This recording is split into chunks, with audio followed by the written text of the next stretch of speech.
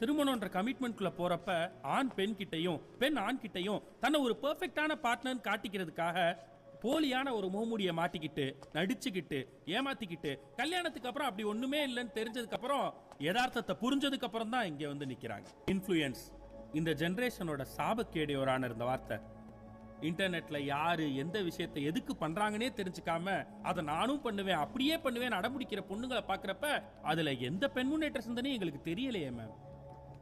சாப்பிடுற சாப்பாட்டுல இருந்து போடுற ட்ரெஸ் யூஸ் பண்ற டாய்லெட் வரைக்கும் வெஸ்டர்ன் கல்ச்சர் தான் வேணும்னு அடம்பிடிக்கிற அதையே ஒரு பெருமையான முன்னேற்றமா நினைக்கிற பெண்கள் கல்யாணம் வர்றப்ப மட்டும் இந்திய முறைப்படி ஆடம்பரமா பிரம்மாண்டமா நடக்கணும்னு நினைக்கிறாங்க.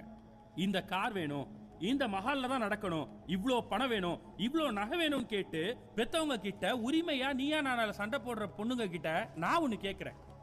ஏன் அதையும் வெஸ்டர்ன் கல்ச்சர் மாதிரியே 4 பேர் சிம்பிளா ஒரு கோயில்ல போய் பண்ணிக்க கூடாது? இங்க விவாகரத்து அப்ளை பண்ணிருக்கவங்கள எத்தனை பேர் அவங்களோட கல்யாணத்தை அவங்களோட காசுல பண்ணாங்கன்னு கேளுங்க மேம்.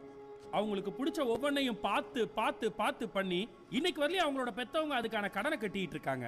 ஒவ்வொரு ரூபாயும் உன்னை கேட்டுதான் செலவழிக்கணுமாங்கிறது அடிமைத்தனம்னா ஓடா தேஞ்சு உழைச்சு சம்பாதிச்ச காசை குடும்பம் மனைவி குழந்தை படிப்பு மருந்து மாத்திரை கடன் எல்லாத்துக்கும் செலவு பண்ணிட்டு தனக்குன்னு 1 ரூபா கூட செலவு பண்ண முடியாம இருக்க ஆண்களும் அடிமைதானே மேடம்?